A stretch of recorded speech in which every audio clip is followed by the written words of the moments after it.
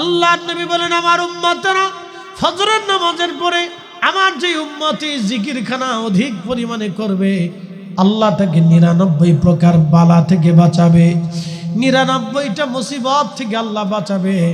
সবচাইতে ছোট মুসিবতের নাম হলো চিন্তা রোগ। চিন্তা রোগ, টেনশন।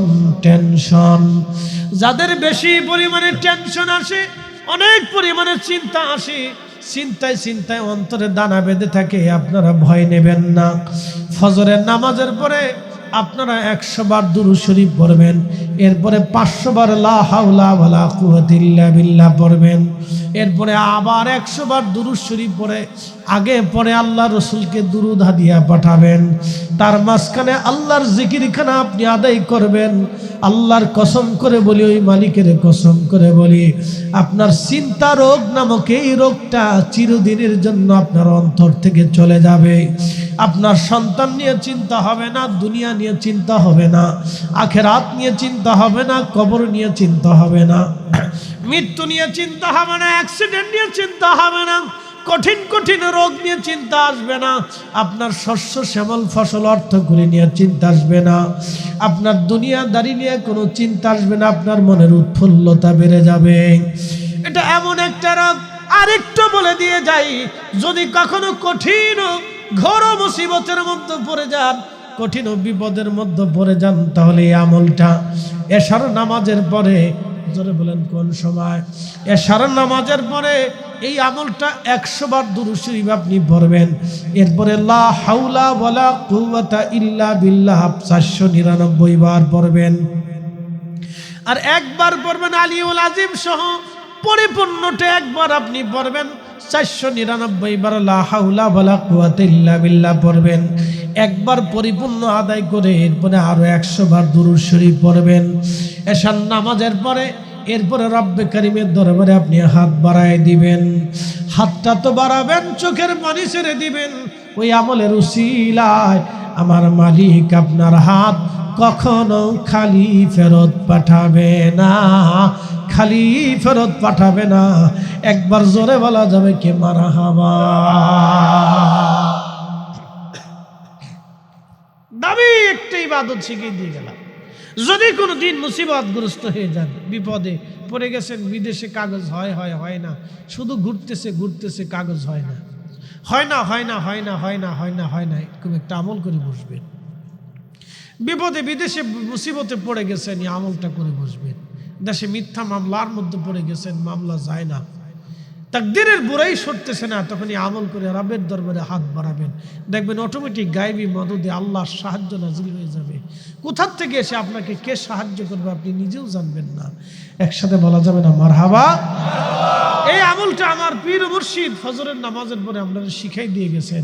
এটা তরিকায়ে নকশবন্দিয়া মুজাদ্দিদের একটা সবক। একসাথে বলা যাবে মারহাবা? তরিকায়ে নকশবন্দিয়া মুজাদ্দিদিয়ার ফজরের নামাজের পরে একটা সবক, একটা ওজিফা, একটা সবক। তরিকায়ে নকশবন্দিয়া মুজাদ্দিদিয়ার ফজরের নামাজের পরে একটা সবক। এটা প্রতিনিয়ত আপনার পীর মুর্শিদ আপনারা একবারে এমন ভাবে হুকুম দিছেন, বাবা এটা না করে কখনো ঘর থেকে বের হবেন না। কিন্তু দুঃখের বিষয়, আপনারা অনেক পীর ভাইরা এটা আদায় করে না, আপনারা অনেক পীর বোনের এটা আদায় করে না। হুজুর হুকুম দিছেন, বাবা কখনোই আমলটা না করে ঘর থেকে বের হবেন না, মসজিদ থেকে বের হবেন না। ফজরের নামাজ পড়ে এই ওজিফা করে তারপর আপনি বের হবেন। আপনি সারা দিন পরের দিন ফজর পর্যন্ত আপনি ঘুরবেন। আল্লাহ আপনাকে এমন রহমতের চাদর দিয়ে নিরাপত্তা দিয়ে বেষ্টন করে রাখবে যে আপনার শত্রু আপনার কিছু করতে পারবে না, রাস্তাঘাটেও বিপদ আসবে না, মুসিবত আসবে না, তকদিরের বড়াই হবে না, আসমানি গজব আসবে না, জমিনি বালা আসবে না। আপনার আল্লাহ এমনভাবে হেফাজত করবে, চিন্তা রোগ নামক কোনো রোগ থাকবে না। কঠিন কঠিন বালা থেকে আল্লাহ আপনারা বাঁচাবে, মুসিবত থেকে বাঁচাবে, কঠিন কঠিন মুসিবত থেকে আল্লাহ আপনারা গায়েবী মদদ দিয়ে সাহায্য করবে। বলা যাবে না মারহাবা? প্রত্যেক অলিরাই আপনাদের বাসার রাস্তা দেখাই দিয়ে গেছে, কথা কোন ঠিক কিনা? প্রত্যেক অলিরাই বাসার রাস্তা দেখাই দিয়ে গেছে, কিন্তু আমরা অলিদের কথা মানি না। কথা ঠিক আছে নি?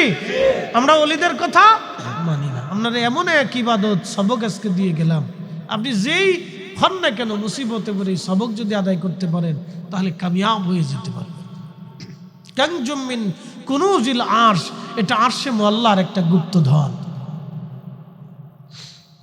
প্রিয় উপস্থিতি হাজিরিন, বেশি লম্বা বাড়াবো না, আলোচনা দীর্ঘায়িত হবে, খুব মনোযোগের সাথে কথাগুলি শুনবেন। বাপ আমার, বন্ধু আমার, বলছিলাম সামনে মাহে রমজান আসতেছে।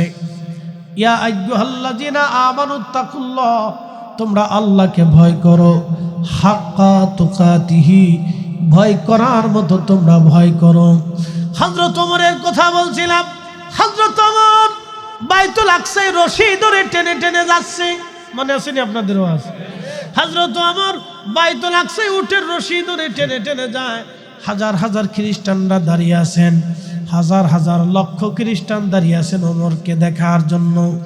যার এত নাম ধাম শুনেছি, বিশ্বজোড়া যার নাম, যার এত বড় বিজয়ের গল্প শুনেছি, আজকে আমরা তার সচক দিয়ে দেখব।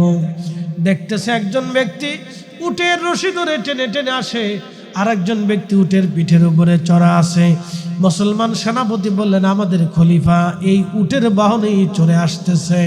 কিন্তু সবাই হতবাক, খলিফার ডানে বামে সামনে পিছনে কোনো গার্ড নাই, কোনো সেনাবাহিনী নাই, কোনো লোকজন কিচ্ছু নাই, শুধু খলিফা আর খলিফার গোলাম দুইজনে উটের পিঠে চড়ে আসতেছে। খ্রিস্টানরা বিশ্বাস করতে কষ্ট হচ্ছিল, এটা কি করে সম্ভব, মুসলমানদের আমির আসতেছে। যখন উট ধীরে ধীরে ধীরে ধীরে রশি টেনে টেনে বাইতুল আকসার দরজার সামনে, লক্ষ লক্ষ খ্রিস্টানের মাঝে মুসলমানরা স্লোগান দিল, তাকবীর ধ্বনি দিল, আমাদের খলিফাতুল মুসলিমিন এসে গেছে। তো খ্রিস্টানরা মনে করছে যিনি উটের পিঠে চড়ে আছে তিনি খলিফা। তো মুসলমানরা কয় না, যিনি উটের পিঠে চড়ে আছে তিনি খলিফা না, যিনি উটের রশি ধরে টেনে আনছেন তিনি খলিফা। জোরে জোরে জোরে জোরে। তেলের গাড়ি তেলে চলি,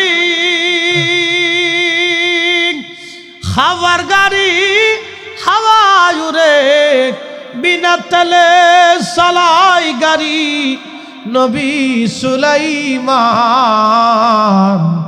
আমরা সেই মুসলমান, আমরা সেই মুসলমান, আমরা সেই মুসলিম।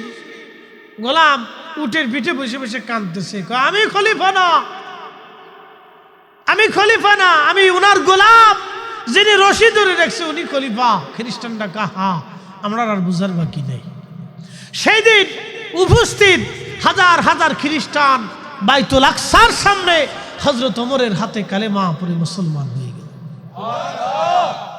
শুধু তারা বর্ষতা, শুধু তারা সারেন্ডারের পত্রটাই হাতে দেয় নাই, সাথে কালেমা পড়ে মুসলমান হয়ে বললেন, মুসলমান আমিরের যদি আদর্শ হয়ে থাকে, মুসলমান আমিরের যদি নীতি হয়ে থাকে, তাহলে এরাই পৃথিবী শাসন করবে, এরাই পৃথিবীর সেরা, এরাই পৃথিবীর শ্রেষ্ঠ। সেই দিন হযরত ওমরের আদর্শ দেখে হাজার হাজার মুসলমানরা কালেমা পড়ে, হাজার হাজার খ্রিস্টানরা কালেমা পড়ে মুসলমান হয়ে গেল। বাইতুল আকসা মুসলমানদের বিজয় হয়ে গেল। আমরা সেই মুসলিম, আমরা মূলত আজকে আদর্শ হারিয়ে ফেলেছি, আমরা রসুলের আদর্শ নাই। আমরা অনেকেই কয় বাংলাদেশের মতো সেরা মুসলমান দুনিয়ার কোথাও নেই। আমি কই হ্যাঁ, এরা খুব দামি মুসলমান, দোকানে বাকি খাইলে টাকা ফেরত দেয় না।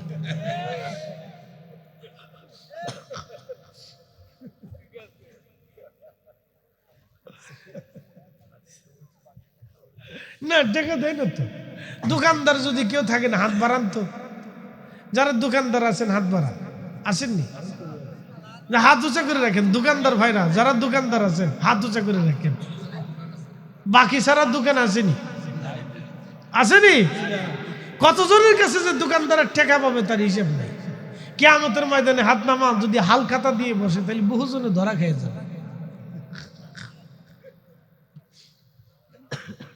আমি বললাম হ্যাঁ, আমরা বাঙালি খুব শ্রেষ্ঠ মুসলমান, খুব দামি মুসলমান। 500 টাকা দিলে মৌলভীবাজার আদালতে যায় মিথ্যা সাক্ষী দিয়ে আসবে। কথা ঠিক আছে নি? আর বিরিয়ানির প্যাকেট একটা ধরাই দিয়ে সারা রাত মিছিল করানো যায়। মার্কা আসেনি রে? আছে। কোন সে মার্কা? কলস। আরো জোরে কলস। এদিকে কলস আছে নাকি আবার? তাহলে ঠিক আছে। তাহলে আমার কলসালা হুজুর আমার মিছিল দিয়েছে, আমার পক্ষে মিছিল দিয়েছে, সারা মাস ধরে কলস কলস করে চিল্লিয়েছে। পরে ভোটের 2 দিন আগে এসে বদনা এলাকায় কি তারে ভোট কয়টা আছে, 5টা আছে, 5,000 লয়ে যায়। একবার ভোটের দিন প্রথম মুক্তি যাই ফার্স্ট মার্কে একবার প্রথমে ঢুকে বদনা মার্কে ধারাম ধারাম করে মেরে দিচ্ছে, মেড ইন বাংলাদেশ। এগুলি নীতি আমাদের পরিবর্তন করার দরকার, নাহলে বিপদ আছে।